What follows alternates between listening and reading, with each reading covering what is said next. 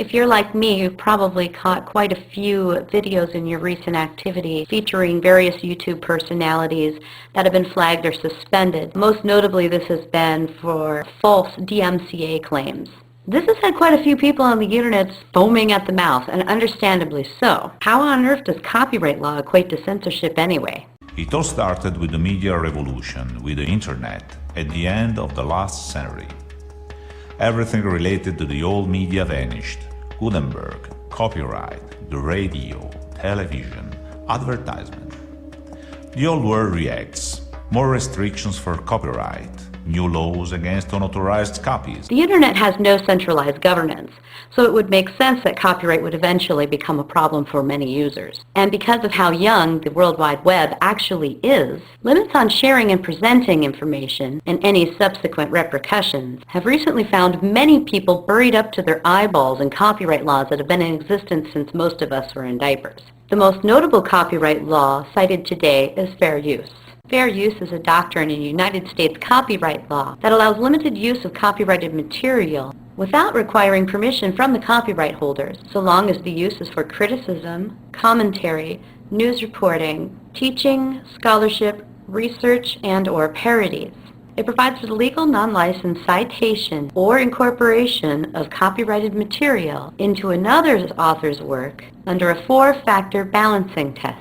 Per Section 107 of the Copyright Statute, the following factors are used in determining whether or not copyrighted works are covered under fair use: whether such use is of commercial nature or is for non-profit educational purposes, the nature of the copyrighted work. For example, a particular use is more likely to be fair when the copied work is factual rather than creative. The amount of copyrighted work in proportion to the overall work in question. The effect the use has on the potential value of the copyrighted work. In other words, it doesn't take away from the copyright holder's profit. If the content one uses seeks to devalue the copyrighted work, this can weigh heavily on fair use. Basically, information comes at a price. When people stop paying for information, the corporations that believe they own the information become angry and claim a loss. Profit over people seems to be a reoccurring theme regarding all corporate strongholds, and the internet is no exception. The DMCA, on the other hand, which we all can thank President Clinton for, is just as ambiguously worded as fair use and just as misunderstood. One part of the act makes it difficult to access copyrighted material on the internet by limiting what mediums the information can be presented on. The rest of the bill seeks to protect web hosts and ISPs from copyright infringement claims made against their customers, provided they implement certain notice and takedown procedures on their sites.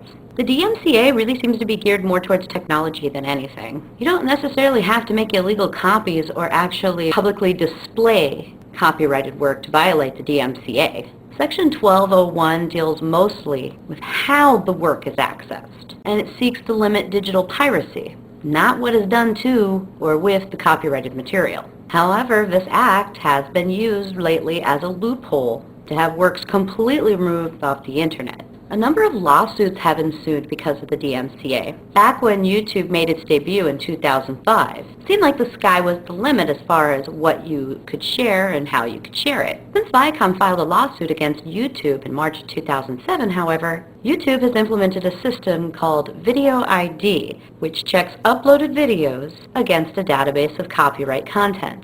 In effect, audio is sometimes muted on people's videos, or the video upload fails altogether. Ironically, the DMCA protected Google and YouTube from punitive damages through the safe harbor provision against copyright infringement claims placed on their customers. It's it's very obvious the DMCA claim procedures through YouTube are automated. It might explain why YouTube unquestionably submits to all false DMCA claims made. They're simply following safe harbor procedures as a video sharing web host site under Section 1201 of the DMCA. If they don't implement a procedure and comply with it, they become liable for the copyright claim. And yet there are those in the YouTube community who continually find themselves at the mercy of those who clearly do not understand the actual intent of the Digital Millennium Copyright Act, the DMCA. There are those out here who seek to censor people that they do not agree with by falsely claiming ownership to content that they know full well isn't theirs. And in many cases, a whole lot of drama and childish banter ensues. You're crazy. I know you are, but what am I? You're a nerd. I know you are, but what am I? You're an idiot. I know you are, but what am I? I know you are, but what am I? I know you are, but what am I? I know you are, but what am I? People using images of other YouTube personalities in their videos to effectively ridicule them does oftentimes become subject of channel suspensions. And then their subscribers lament over it without even realizing the nuances of what is going on. Though clearly falling under the parody usage under fair use because of the DMCA, if you're using someone else's image, they can come out and say, no, I don't want my image shown on YouTube. Even if they already have a YouTube channel, they are claiming sole right to produce their image on the site. And it just goes round and round and round.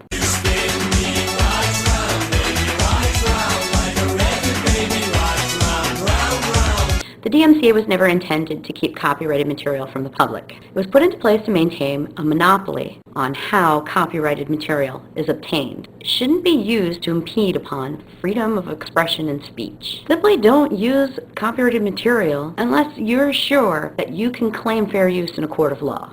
If you're using copyrighted work in order to do social or political commentary, you've done nothing wrong. And if you enjoy supplementing your works with video clips or images, such as I do, don't ever partner with YouTube.